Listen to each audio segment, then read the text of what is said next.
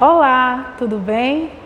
Estou sentindo muita saudade e falta de vocês, mas vamos ter esperança que dentro em breve nós estaremos de volta tendo as nossas aulas presenciais, né? Enfim, hoje nós teremos a nossa aula gravada do 9º ano, né? A nossa segunda aula gravada, onde nós vamos falar sobre sofistas, Sócrates, Platão, tarefa e fundamentação da filosofia. Vamos lá? Então, a ignorância mais condenável não é essa de supor, saber o que não saber. Esse é um pensamento de Sócrates. Então, gente, Sócrates e seu discípulo Platão foram dois filósofos romanos, e renomados da Grécia Antiga.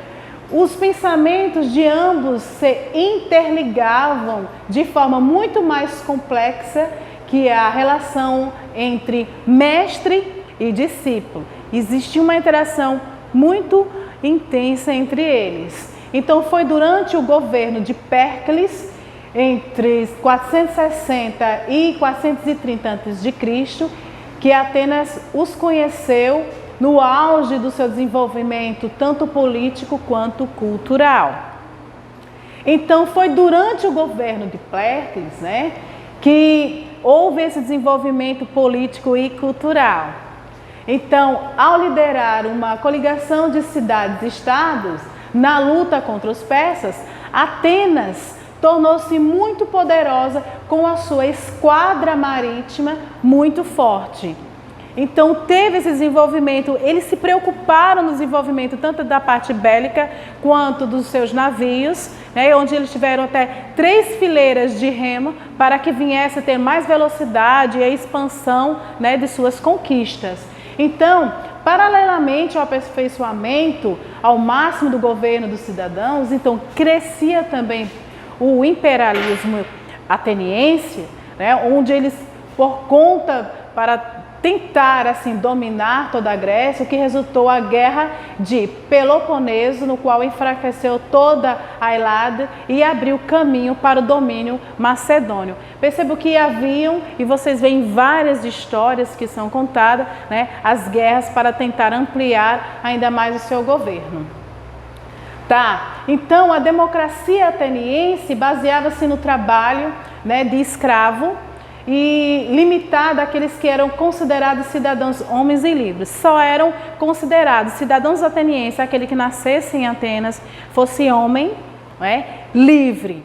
Mulheres, crianças e pessoas de outras localidades, elas não eram consideradas atenienses. Então, homens teriam que ser livres, nascidos nas polis maiores, maiores de idade, e que estavam excluídos eram as pessoas como escravos, as mulheres, os estrangeiros e os menores de idade. Então só poderiam ter voz para discutir as pessoas que fossem homens livres e que nascessem nas grandes cidades e estado. Então, além disso, era verdade que todos os cidadãos tinham o direito de tornar a palavra e defender os seus pontos de vista na Assembleia. Também era verdade, bem poucos faziam. Quando a gente fala em bem poucos, nós também tínhamos alguns que eram considerados professores, que eram sofistas. Os sofistas, eles só se preocupavam em defender alguma temática. Eles não se preocupavam em buscar a verdade, e sim só em defender a sua tese. Ele vinha, defendia a sua tese, e um outro dia ele vinha e defendia uma antitese, falando sobre o mesmo contexto de uma posição positiva e negativa. Ele não se preocupava com a verdade. É por isso que vem o questionamento, as pessoas diziam: por que Sócrates não gostava dos sofistas? Ele respondia: porque eles não se preocupavam com a verdade. Então, o domínio da arte, da eloquência, do conhecimento, assuntos públicos, a garantia, foram dotados de talento do oratório, da retórica, da fala. Era muito importante nessa época. Então, o maior grau de influência nos assuntos de Estado. As pessoas utilizavam da retórica para tentar convencer as pessoas de vários questionamentos políticos. Nós temos como exemplo Santo Agostinho, que ele era um ótimo orador, que ele tinha uma retórica muito boa e ele até representava o imperador na época.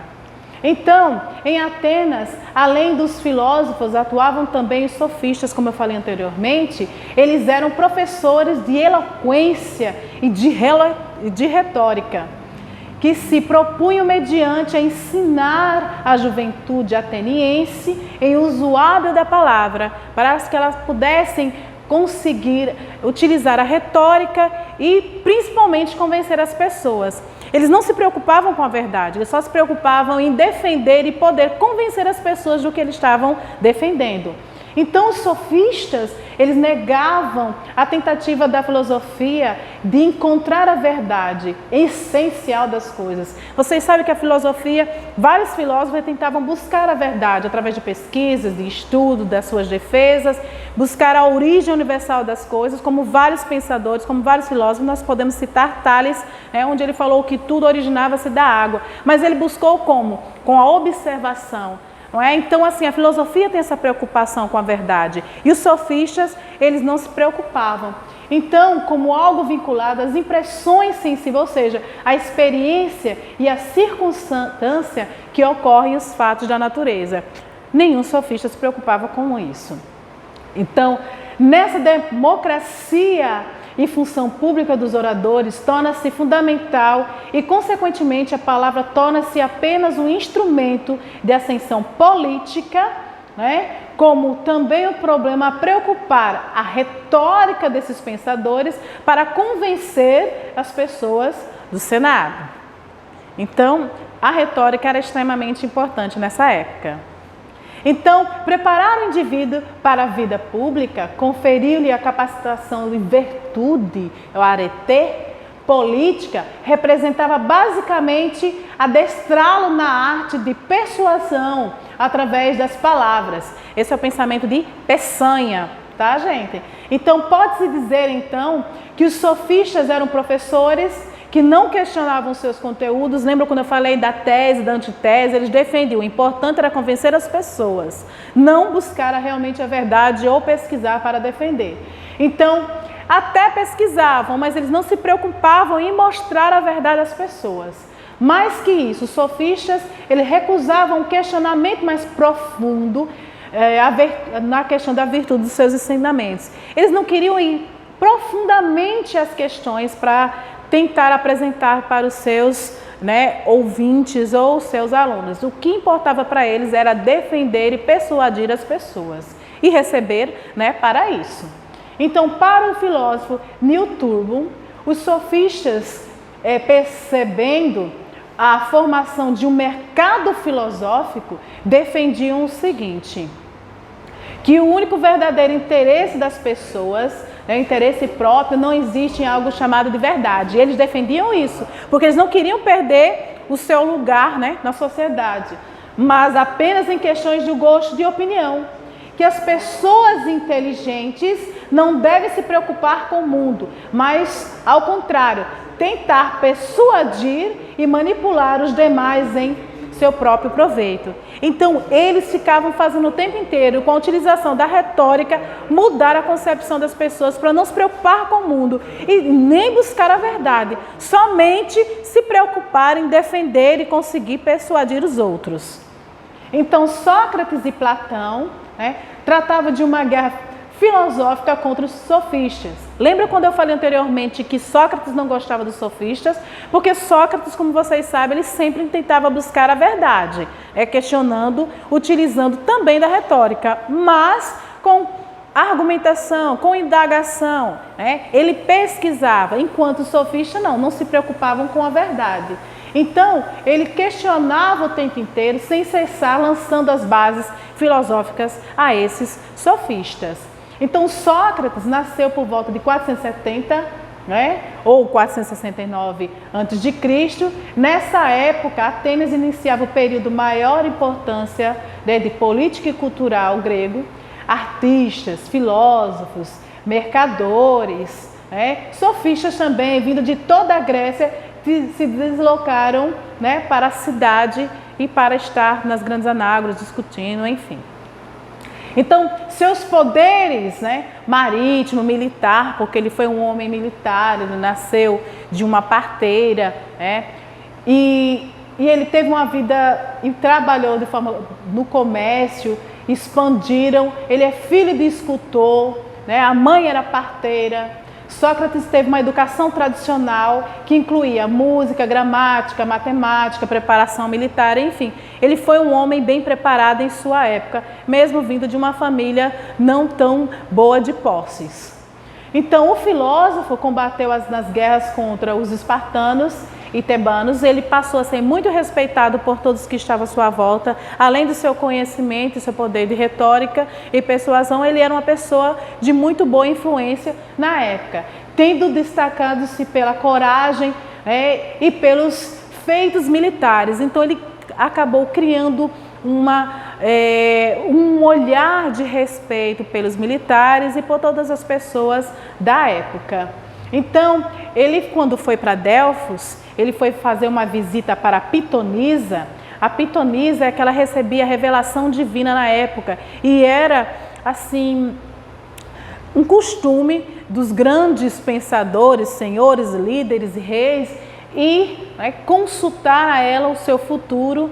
Então, eles falavam com a Pitonisa, normalmente elas estavam sentadas no banco de 3 pés, com o papiro na mão e a pena na outra, com a tinta, recebendo a revelação divina, dedicado a todo esse seu pensamento. E aí ele chegou na entrada, lá em Delfos, do templo, e tinha uma descrição lá escrita: conhece-te a ti mesmo, e isso ele saiu utilizando como temática na sua vida. E quando chegou perto da Pitonisa, ele falou, que queria saber, e ela olhou para ele e diz: eis aí o homem que é e sempre será o mais sábio de todos. Ele só disse: só sei que nada sei, só tento buscar a verdade. Mas o que seria isso, professor, essa fala dele? É o reconhecimento da própria ignorância, que você percebe que você não sabe de tudo. O tempo inteiro nós temos que buscar o conhecimento. Então, a Pitonisa declarou ser ele só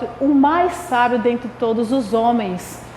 Refletindo sobre isso, ele concluiu o reconhecimento da sua própria ignorância. Só sei que nada sei. É o início de uma autoconsciência e o passo decisivo no seu caminho em busca pela verdade. Quando a gente reconhece que a gente não sabe de nada, então a gente está num momento de transcendência, de buscar a verdade, de buscar o conhecimento.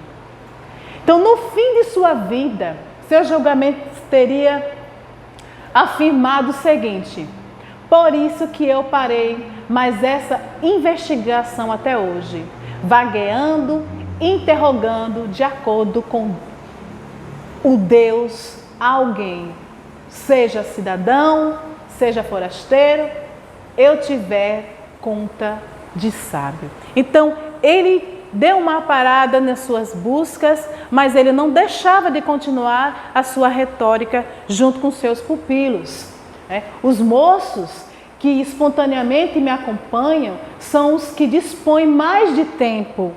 Os das famílias mais ricas sentem prazer em ouvir o exame dos homens, as questões, as discussões. Então, o tempo inteiro ele era seguido por jovens, como você pode perceber, para as suas retóricas. Ele falava das mais inúmeras temáticas. Então, ele até continuou falando. Os próprios imitam muitas vezes as condições, as falas, o que ele agia, como ele se comportava na época, mesmo não deixando muito escritos. Ele deixou muito conhecimento onde foi reproduzido por seus alunos. Então, saber alguma coisa, mas pouco sabe, quiçá sabe de nada. Então, mesmo ele reconhecendo a sua própria ignorância, ele percebeu que as outras pessoas também precisavam buscar esse conhecimento. Então, esse trecho explicita elementos importantes da filosofia de Sócrates. Método de Sócrates baseia-se no ato de quê? De perguntar, de indagar, de questionar as pessoas. Então, o tempo inteiro ele fazia questionamentos. Então, ora, perguntar pressupõe resposta. Muitas vezes, o silêncio respondia muitas de suas perguntas. Em caso de haver uma resposta, pode fazer, com base nela, uma nova pergunta. Ele fazia o tempo inteiro uma outra pergunta assim que a pessoa respondia a primeira pergunta. Então, ele utilizava da pergunta o tempo inteiro para continuar a sua retórica. Então, o método de investigação do Sócrates, ou seja, sua arqué, o seu objeto de estudo, ele assumiu uma forma de quê? De diálogo. Então, podemos dizer que o objeto de estudo de Sócrates era o diálogo. Então, por meio das perguntas, descobre-se que as pessoas consideradas conhecedoras de algo sabem verdadeiramente. Então, ao ato de questionar o tempo inteiro as pessoas, a gente acaba descobrindo se ela realmente sabe do que ela está falando. Então, muitas vezes as pessoas, por perceberem ao estarem sendo interrogadas, né, daquilo que ela acredita que sabe, ela superam preconceitos ou juízos já pré-estabelecidos, determinados de algum determinado objeto de estudo que ela venha feito. Então, contudo, né, desmoralizar o falso conhecimento alheio é o bastante para gerar conhecimento. Então, como ele instigava as pessoas a buscar o tempo inteiro esse conhecimento, ele passou a ser visto como uma pessoa perigosa, né? Então, sobre os destroços das ideias rejeitadas, é necessário erigir conceitos e juízos fundamentados na verdade. Vocês percebam que sempre tinham pessoas jovens em volta dele querendo buscar esses conhecimentos. Então, essa segunda etapa do método socrático era conhecida como maiêutica. Essa palavra maiêutica ele tirou, né, do momento que a mãe dele era parteira, que significa parto das ideias. Então, a maiêutica foi utilizada como uma palavra para ele para gerir ideias, para dar à luz as ideias. Então, Sócrates dedicou toda a sua vida em busca da verdade, defesa da virtude, permanecendo irredutível para as questões do que ele defendia, que ele acreditava, né? Então, ele considerava que deveria o homem buscar sempre ser bom e justo, né? Questionando sobre qual a atividade fazer ganhar a vida, Sócrates teria respondido o seguinte: não tem outra ocupação senão vós persuadir a todos, tantos velhos como novos, de quem cuideis menos de vossos corpos e de vossos bens do que da perfeição das vossas almas. E a vós dizer que a virtude não vem da riqueza, mas sim que é virtude que traz a riqueza ou qualquer outra coisa útil aos homens, quer na vida pública, quer na vida privada. Então, isso foi parafraseado por Peçanha. Então, foi Sócrates, gente, que desenvolveu a nação e principalmente amplamente difundida com o seu pensamento no Ocidente, da alma como espaço interior humano, e que se localizavam na consciência e o caráter, a verdade mais íntima, original de todos os seres humanos. Essa busca incessante da verdade tinha que estar sempre em suas falas. Então, por virtude, né, de Sócrates ser essa pessoa que influenciava muitos jovens, ele teve uma inclinação natural à bondade. E por meio dessa busca permanente da verdade, ele chegou praticamente ao autoaperfeiçoamento na forma de autoconhecimento e dessa busca da verdade. Então, na opinião de Sócrates, a vida liga ao conhecimento, a qual muito mais uma simples opinião. Não é só a opinião que você deve sempre expor e sempre buscar a verdade. Deve agir de acordo com as exigências desse autoconhecimento, isto é, da alma, sempre procurando a realização dessa virtude. Então, mesmo como ele próprio teria afirmado por causa disso, Sócrates ele foi acusado, né, de impiedade, de desrespeito aos deuses, de introduzir novas divindades na decorrência da busca da verdade, porque ele muitas vezes queria responder de forma científica e não mítica o conhecimento. Então isso ele passou a ser tido como uma influência negativa para os jovens, né? Julgado e condenado à morte em 399 a.C., o filósofo não aceitou pedir desculpa, não aceitou dizer que tudo que ele falou até então era mentira. Então, como não aceitou, ele teve uma pena e essa pena o condenou para que ele aceitou tranquilamente a fuga sugerida pelos amigos. Porque os amigos queriam que ele fugisse, mas ele não quis fugir. Ele disse: eu não vou deixar de falar a verdade, eu não vou dizer que é mentira tudo que eu falei, eu vou defender até o fim. Então ele foi condenado, né, à morte e tinha que tomar cicuta. Cicuta era um veneno retirado de uma planta que tinha o mesmo nome.